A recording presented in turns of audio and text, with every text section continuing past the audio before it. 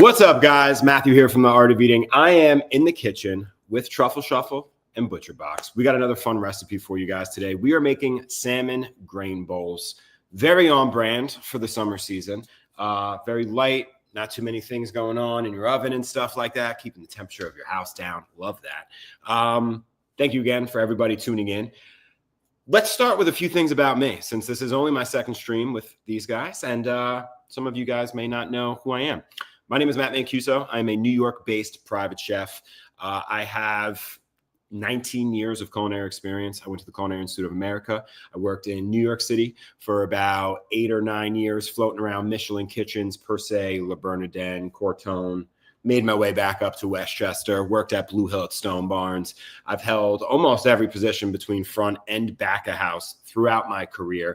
And now I cook for a few different families between the Westchester, New York, and Greenwich area where I'm at now.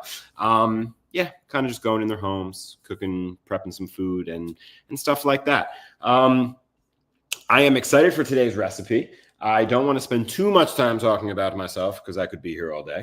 And we're just going to dive right into it. So again, if you guys have any questions, anything like that, please pop them up. I'll be able to see them on the screen. Bear with me, as there'll be a few coming in at a time that we just need to gradually, answer them as they come across, right? So without further ado, let's get into it, right? First thing I want to do is I want to show you all my mise en place. Before we cook anything, and every single week when we do a cook along together, it is expected for you guys to have kind of like all your ingredients laid out. You don't need to have any prep done per se. We'll do that together here. But you should have everything within an arm's reach.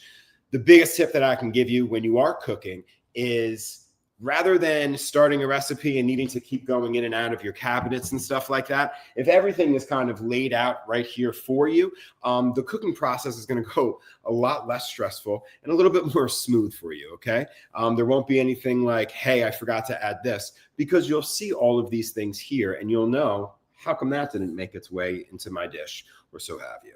All right, so let me just show you kind of what we got going on over here. This is my mise en place, right? We got some grains, our spinach, some other things going on. We'll explain as we go. But I got everything right here. I even have my bowls set up already, so I don't really have to move around my kitchen too much, right? Oh, let's pop you right back. Excellent. Another big thing that you might have remembered from our last stream, I like to work with a garbage bowl. It just makes your time in the kitchen way more easy, a little bit more fluid as well. So I always try to have some sort of bowl off to the side. With that way, I'm not constantly coming over to my garbage can back and forth. I can kind of just maintain and own this station. All right. So the first thing I want to talk about is our salmon. I got these beautiful salmon fillets here. Okay. They are skin on, just like this. First thing you want to do is just pat them dry. Sometimes there might be some, like, moisture that arises to the surface as they are coming to room temperature. They could get a little slimy, right, when you're getting them from your fish market, although these are actually coming from ButcherBox. And then we're going to take a little bit of olive oil. I'm using Grazia. And we're just going to lightly, nothing crazy. We're really just trying to make a bond between the fish and the seasoning, okay? I'm actually going to do both sides. Now, we don't need a ton of fat on these salmon, mainly because salmon is one of those fish that have a lot of fat on their own.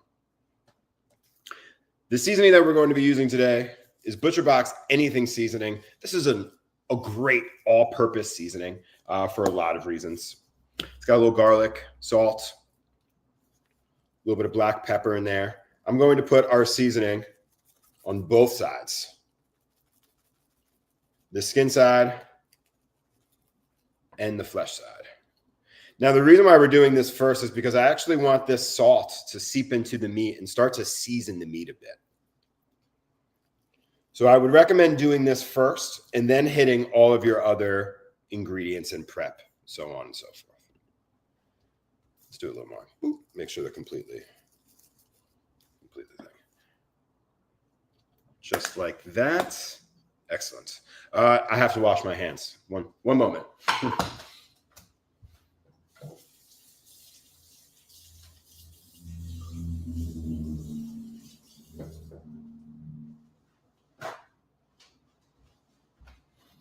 There we go.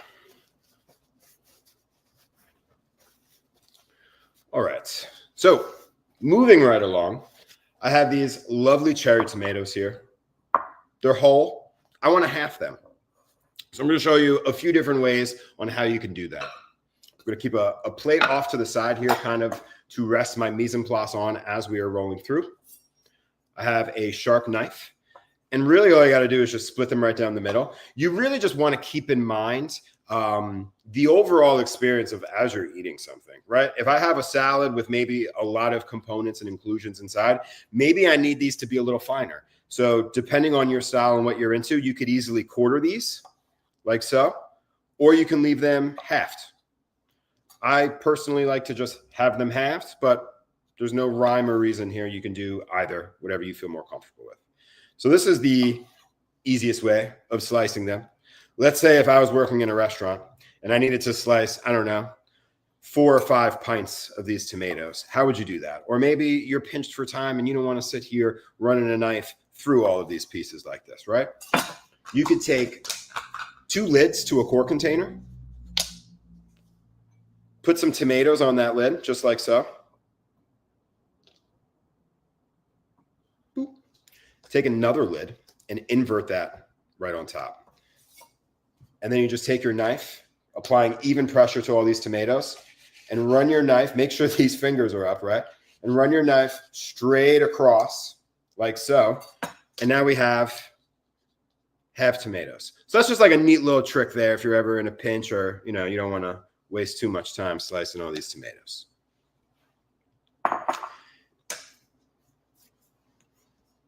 Thank you. I thought so too. I learned that early in my career and it has saved a lot of time. Again, next for this recipe, you can either use arugula or spinach. I'm just using spinach here. I preferably like spinach more, mainly just because of its nutrient count. Arugula has a little bit more of a peppery taste to it. Totally fine. It works great in this recipe either way. So kind of go with your own palate with whatever you like. I had rinsed this earlier, so it was just lightly washed, rinsed. You can put it in a salad spinner. I usually just put it in a strainer and rinse a little bit of cold water and then let it sit in the strainer for about 5 to 10 minutes to fully drip and rinse off. If water sits on this in a bowl, it is going to get a little spoiled and soggy and gross on the bottom. We don't want that. Awesome. Next, I have an avocado. There are a few ways of cutting an avocado. For what we need it today, I am actually going to cut it this way. If I was to use an avocado, I actually just filmed a video for this on my page. If I wanted to use this avocado every single day, maybe for like avocado toast with my eggs, something like that, I would actually cut the top off this way, allowing you to squeeze the top of the avocado out. And then I can just invert the rest of the avocado onto a plate without having to waste plastic wrap and stuff like that. And then throughout the week, this is a trick I taught my wife. She uses it the most. And then throughout the week, you can pull it out of the fridge, use a spoon to spoon around the pit. The pit will easily fall out eventually, and you don't have to worry about it oxidizing, getting brown. It's actually going to keep this fresher the longest. Now, I will be honest. These avocados, I'm not super proud of them, but these were the best avocados that I had from the market yesterday. What I have found is if you ever really want avocados for the week, you kind of have to buy them the week before.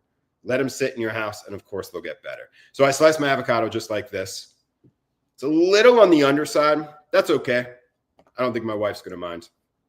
Now, the easiest way to get this skin off of this side, I find, is to just cut it once more. And then to come back in and just peel this skin right off. But again, unfortunately, I don't have the ripest avocado on our side. Hopefully you guys at home do.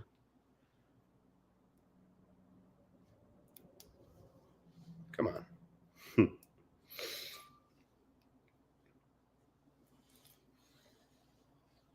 Where's everybody from? Where are you guys tuning in from? I'm in New York. Are we on the East Coast, West Coast? What do we think? You know what? We're actually just going to do one of these. Boop. Excellent. And then I have this avocado like so, and we're just going to cut strips. Excellent. Tough avocado here. The center of the avocado is going to be a little bit better. which is why I'm taking the backs off. I'm actually going to keep these and eat them later as snacks. But for this recipe right now, we just want the softest parts of the avocado that you can possibly get. Awesome. There we go. That's the avocado. I threw in last minute Wallkill, New York. No way. That's not too far from me. I'm in Garrison right now. For this onion, I'm going to cut the top and bottom axis off. And then we're going to cut it in half one more time. Like so. So you actually have a top and a bottom of an oven, right? This is the bottom. This is the top. How do I know that? Well, it's how the onion actually is growing from the ground. This was the root side. This is the top side where it will eventually start to flower. Actually, I think green leaves come out first and then they'll eventually flower, but you kind of get the idea. I like to usually take the first layer off like that. That way we have a beautiful smooth exterior. Now, on how all of our vegetables are kind of shaping up, I want to dice this. We julienned our avocado here. I don't want a bunch of strips. That'll be a little uncomfortable as you are forking them into your mouth later if you just have all of these long pieces. So we're going to do a small dice on this onion, and I'll show you how. So I like to keep the bottom of the onion facing away from me this way, right? So I'm actually going to start slicing from the top end, if that makes sense. Colorado Springs, I was just there in April. So we're going to make a few cuts going this way. Put your hand on top. Be careful of keeping your hand parallel like this, because when you are slicing or swiping the knife, you have less of a risk of it hitting yourself, cutting yourself and stuff like that. So I put my arm on top, elbow up, if that makes sense. Excellent. Just like that. And then I like to take the back of the knife. It's the easiest way of doing this. And I kind of use the heel of the knife to make slices down. So essentially what we're doing right now is we're making a grid of squares. And how wide you cut your onion is how big your grid is. You'll then come this way. Whoosh. Again, keeping your thumb and everything out of harm's way, using my knuckles as a rest. So I'll never cut myself this way, right? I can't. I'm using this as a brace, and this finger is tucked away. So I'll never cut myself. Excellent. And we have like a little small dice, just like that.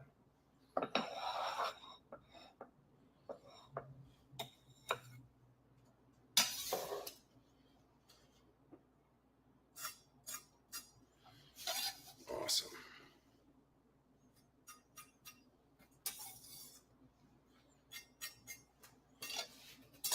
Excellent. Just wipe all this up. If it looks like I'm cutting a little bit extra than outside of the recipe, that's only because I'm making this for two. But again, I mean, some of you guys may love vegetables. I do. It's okay to have a little extra vegetables. Now, the recipe calls for some sort of grain, a grain of your choice. I wanted to kind of put it into whatever your flavor preference was. I personally like a grain called farro. What is farro? Farro is an Italian-style grain. It is jam-packed with fiber and protein.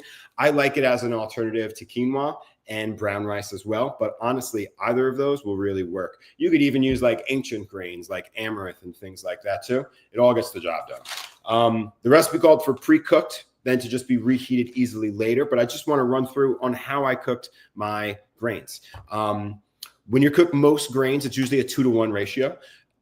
1 part grains to 2 parts liquid. You can kind of change that liquid however you'd like. You could use 100% water. You could use 50% water, maybe 50% vegetable stock or whatever else maybe you have lying around. Chicken stock works fine for this as well. I have the same cutting board. What do you oil it with? I oil it with do I have it right here?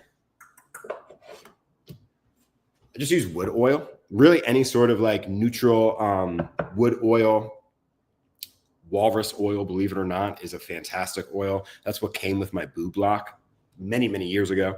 That's behind me right there. That's a very old board, so I kind of use it a little bit less. But in terms of oiling it, I use my board a lot, so I oil it every 2 weeks. But normally I tell people you're probably safe just oiling it once a month. And when you oil your board, just to kind of wrap that idea up, right, that thought, I always oil a clean board. Put a little bit more oil than you think you need on it. Wait 2 minutes. Then come back with a paper towel and kind of wipe up any residual oil that hasn't already immediately seeped into the wood.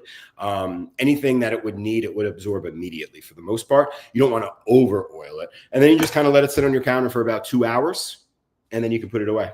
That's how you oil your board. Okay, so I have some farro here. It's pre-cooked. It is also in a microwave safe dish. Haha. I'm just going to pop this in the microwave on half power for about a minute to warm it through. But I did this about an hour ago, so I know that it's already on the warmer side. It's never actually been in the fridge. So therefore, it doesn't really need to chill. But this is definitely part of the recipe that you can do ahead of time, or if you wanted to do a bunch of grain at once and then kind of divvy it up throughout the week for these easy meal prep dinners, that's a great idea too.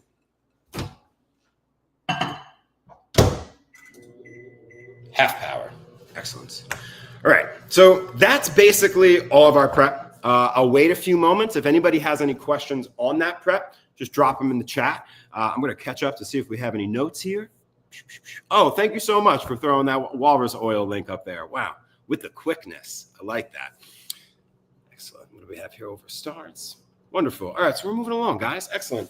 Again, if you have questions, throw them up here. I'll be able to see them. I'll answer them as best I can. So now for the cooking process. I think cooking fish is intimidating for most people. But to be honest, actually, it was a trick question. That's why we keep our mise en place right here. Aha, I was seeing who was paying attention, and you win. So, so thank you for that. Here, let me show you how I personally like to dice my cucumbers. I like these little cucumbers, mainly because I'm usually... Thank you, microwave. That's Chef Mike right there, guys. I like to use the little cucumbers for a few reasons. The full English cucumber, it's fantastic. It's great. But if you don't use the whole thing, it gets a little weird if you don't finish it within 24 hours, right? So these little guys allow me to kind of portion out exactly what I need. You know what I mean? Onions are completely optional. It was a last-minute game day decision. We threw it up literally like an hour ago, so my apologies. It is not imperative to how this recipe will cook. It is strictly just a preference. It adds a little bit of twang to it, so we threw it on there. Sorry about that. So for my cucumbers, this is how I personally like to cut my cucumbers. And I use the same idea as what we sort of did for our onion. I'm going to make one slice down the top like this, right? So we essentially have a split. Then I'm going to rotate it to the side that's not cut, and I'm going to make the same incision one more time. So now I have like this, right? Now we're just going to run our knife. I didn't cut all the way through. I have a little bit at the end that's still holding all this together. It's a little safer that way. And then we're just going to run our knife this way. So we get these nice little quarter pieces. Again, very comfortable to be sitting on your fork with all of the other sizes of vegetables that we have going on.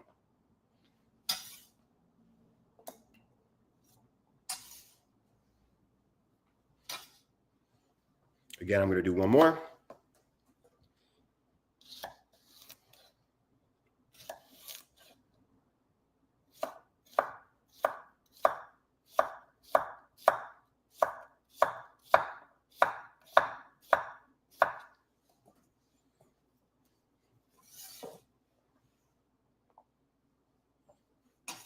Wonderful. Look at all these vegetables. Love that. So, mise en place. Oh. Mise en place. Excellent. Okay. So, time to cook. Like I was saying, I feel a lot of people get intimidated. Let's throw the fire on. I'm going to throw our pan on medium high right here, and I'm going to move you over, but I want you to see my face as I'm explaining this to you. I feel like when people are cooking fish, they get very intimidated. it couldn't be any easier, especially if you're cooking it in a pan. And I'm going to show you a trick. The reason why I wanted to do salmon today is because visually it is the easiest to actually see how this is working. But the trick is to cook your fish about 70 to 80% on one side, and you'll see the fish start to turn opaque as it is beginning to cook all the way through. And then all you really need to do is flip it on the other side, kiss that one side for about 90 seconds, maybe 2 minutes or so. And then that's it. Let it rest for a while, and then you're good to go. You could take it right off. I'm going to show you all of this step by step right now, hand in hand, but I wanted to verbal it first just so you have a little bit of idea of what we're getting into. Yes, you can absolutely use zucchini instead of cucumbers. Again, it is your preference, whatever you prefer. My tip, if you were to use zucchini, I wouldn't cut them. You could. You absolutely could. I wouldn't cut them the same thickness as I would a cucumber. Cucumbers are very refreshing, so I like that bite. My biggest tip when you're cooking, when you're eating raw zucchinis, any sort of squash, the thinner you cut them, the more they're going to actually taste like squash and expel their squash. If they're too thick and you go to take a bite, it almost washes out its own flavor. But if it's very light and you can actually get some air on your palate as you're eating it, the flavor difference is extraordinarily different. It's weird how different it actually is. But yes, slice them thin. You can even season them a little bit separately. It's going to help draw out a little bit of the moisture and also soften them. But you can absolutely use zucchini. That's not a problem. All right, now I'm going to move you. Move my garbage. Excellent. This is our pan. I got our pan preheating right now. Again, going down with a little bit of grazza. About a tablespoon. You want the bottom to be well lubed. Put this up a little bit higher.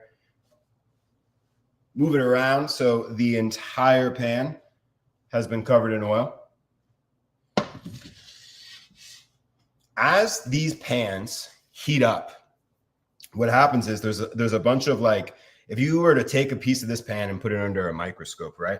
There's like these little ridges that sit very, very tight together in a pan when it is in a cooled state. Also, did I miss heating the grains? Yeah, the grains just got flashed in the microwave. You can also do them in a pan very simply. But I feel like with everything else you have going on, and rather than putting more things on your stove Chef Mike's got you covered in the microwave. It's not a problem. But as I was saying about the actual integrity of a pan, right? When the pan is cold, those grooves are very tight together.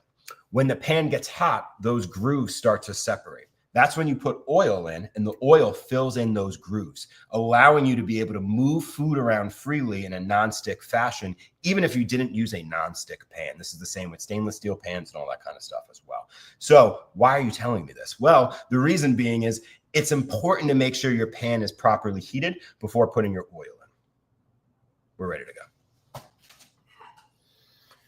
So what's nice about this recipe is the skin of the salmon is actually going to act as a barrier and a little bit of a protection.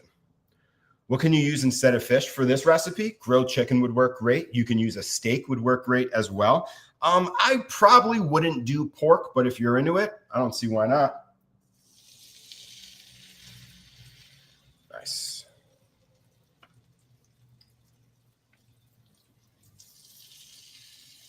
That's a good sound. Bear with me one moment. I'm just going to wash my hands.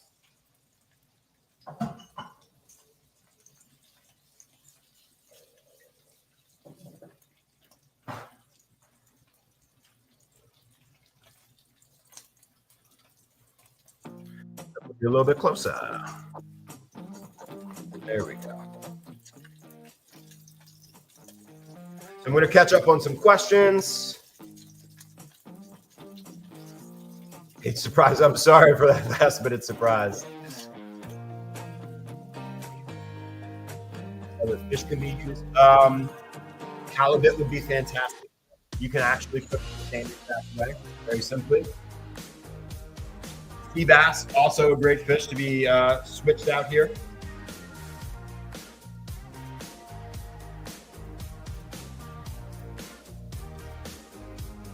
Ooh, the instant read thermometers. You're a professional. Those are awesome. I love them. I personally don't have one at my house here. but the family that I cook for out in Greenwich, they always have one, and I like to use their instant read. So I'm gonna hang out with you guys as we ask me some questions, chit chat with me. This is the perfect time. This is gonna take about 4 or 5 minutes on the side, and then we're gonna flip it and again cook it for about another 2 minutes. But do you remember earlier when I said that, are we there yet? Yeah, we're kind of there. Let me get you in a little closer. Remember earlier when I said that you can actually see the fish level of it cooking rising up? You see that white line on the bottom? That's what I'm talking about. When that line hits right about here or so, then we can flip it. It's almost like an easy barometer of how your fish is cooking on the inside. That's why I wanted to use salmon as an example, just because it's going to be an easier fish to visually see during this process. If that makes sense. Skin side always first. Skin side always first. And the reason being, is this awkward that I'm down here like this? I just want you to keep seeing this. The reason why we go skin side first is because below the skin, there's actually a fair amount of fat, right? So we need to actually render out that fat to then help cook that skin. If you don't properly cook that skin, I mean, you could take the skin off before you serve it either way, but I love crispy skin. It's fatty, it's delicious, it's got some extra texture in there. If you don't properly render it out, it's not going to taste good. It's going to be gummy. You know what I mean? So I always go skin side first. Also, it's like an extra layer of protection. Why not?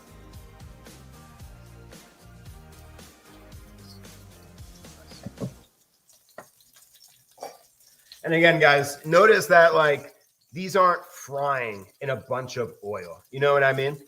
Favorite spatula to use? That's a great question. This is going to sound a little strange. When I'm cooking fish, normally you would want to use what's known as a fish spat. And the reason for that is because of how flexible it is. So if I'm grilling fish or something like that, I can easily get underneath and stuff like that. For the example that we're using today in this demo, I had instructed you guys to use a non-stick pan just because it would be a little bit easier, a little more foolproof, especially if you're cooking along so nobody gets tripped up.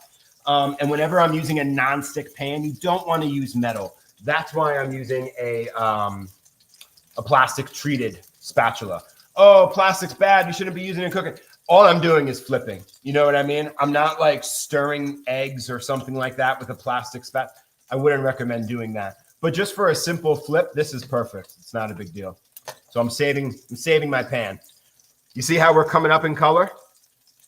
Excellent. We're almost ready to flip. If I was going to grill this fish, how would I do it? There's a few ways of doing it. If you're experienced and comfortable on the grill, you can easily just spray the grill with a little bit of Pam, or maybe dip a paper towel in a little bit of oil and then lube up your grill plates just like so, and then put your fish directly on. Just make sure the grill is ripping hot. If the grill isn't hot enough, then you'll run into the issue of your fish sticking. But if it immediately sears, it'll create a like non-stick barrier that you can then further flip. The other way of doing it is you can actually use foil on your grill. Yes, you can, as long as your temperature is very, very low. Preheat the grill, drop the temperature down a little bit, put a few layers of foil down, and then you can put the fish directly onto the foil. Just make sure that there's no direct heat underneath. You're using indirect heat cooking, which means that the heat source is somewhere else on the grill, using it almost as like an oven, if that makes sense. That's how I would do a grill. Or they make those fancy like sandwiches, those grill sandwich plates. You could put fish in, squeeze it down, and then you can easily move the fish around within that grate. You know what I'm saying? We'll get back to questions in just a moment.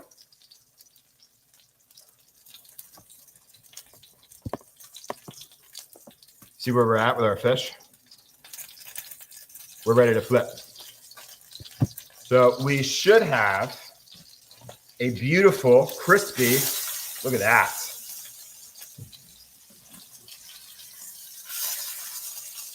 Wonderful.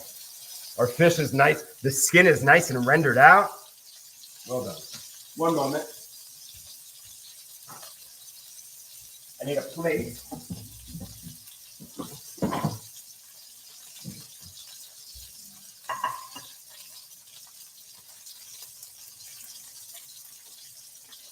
Silicone-based fish spatula? Absolutely. That works. Excellent. So again, we're really only going to let this go for 2 minutes or less.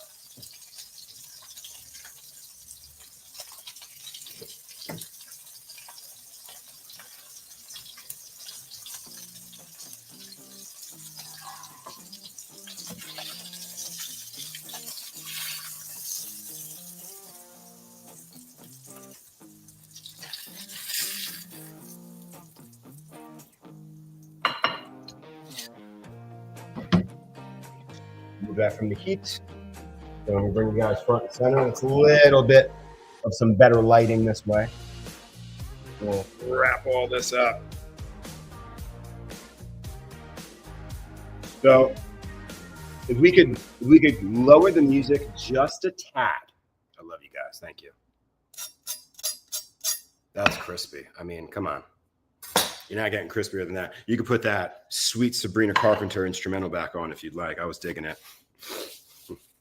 All right, cool. So like all of our components for the most part now are really handled, right? Now we just got to put everything together.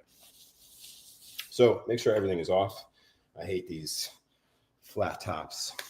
Excellent. So we have our grains in our microwave.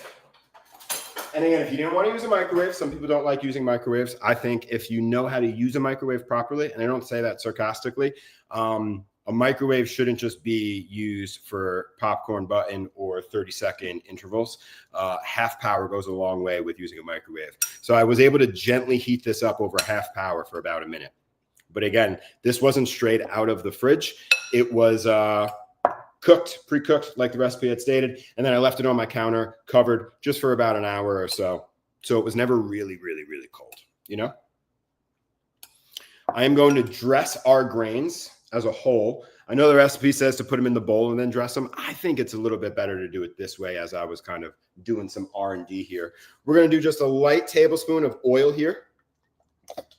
And then I have a lemon. I personally like lemon cheeks. What does that mean? That's what we do in restaurants, where we just cut the exteriors off. The reason why we do this in restaurants, you'll still use this.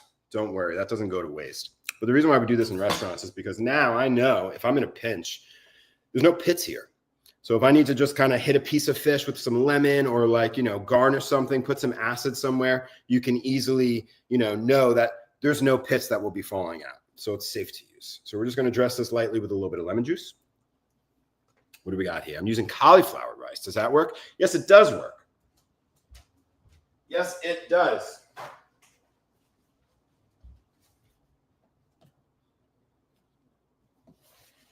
I don't like messes, so we're going to clean this up real quick. Boop. Just like this. Excellent. The only other thing I'm going to do here, I got my friend salt. Boop. We'll garnish this, season this with just a little bit of salt. You can season this with pepper, but if I may, I don't believe pepper belongs next to salt in everything you do. Pepper is a spice. It is not a seasoning. Salt is a seasoning. Seasoning enhances flavor. That's what we need to do here. So I'm not using pepper. I'm just using some salt.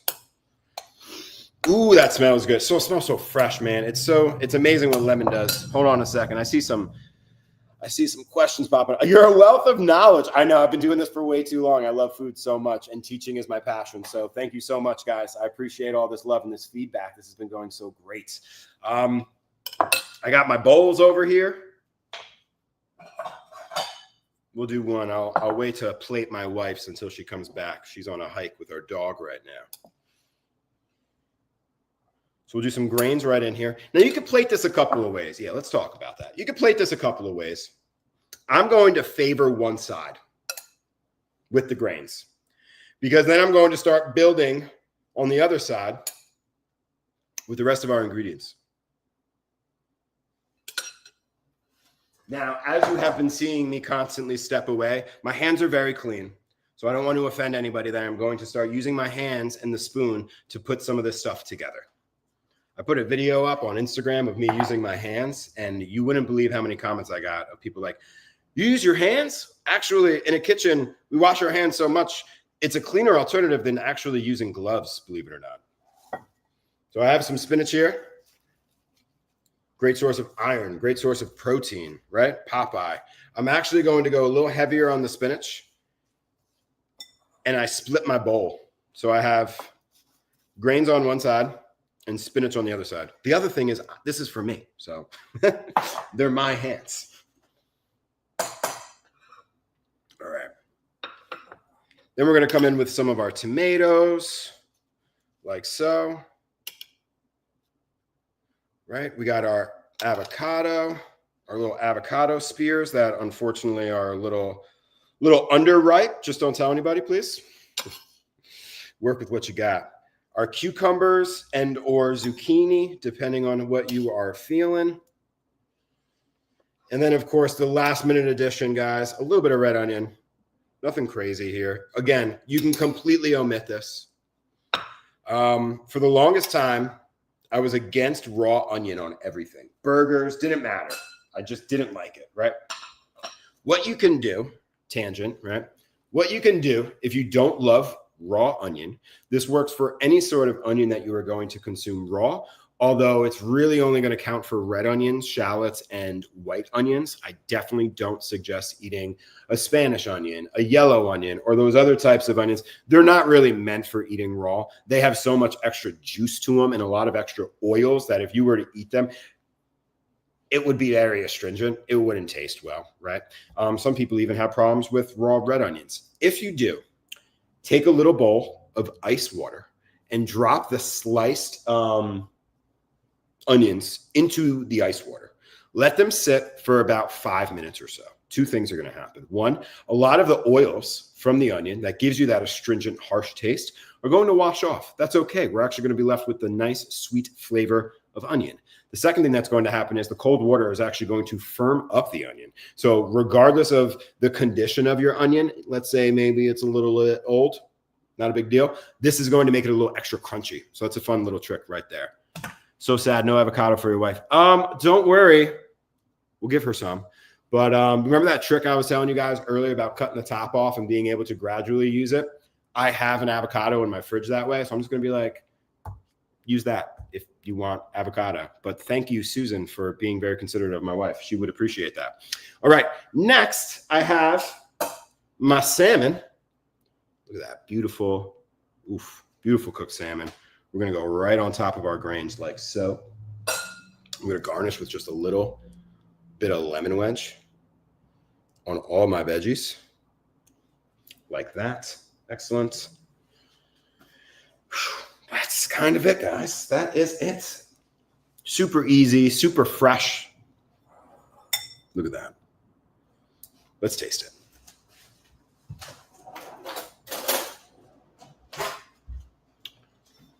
The real thing that I want to taste, that I want to show you guys, is this salmon.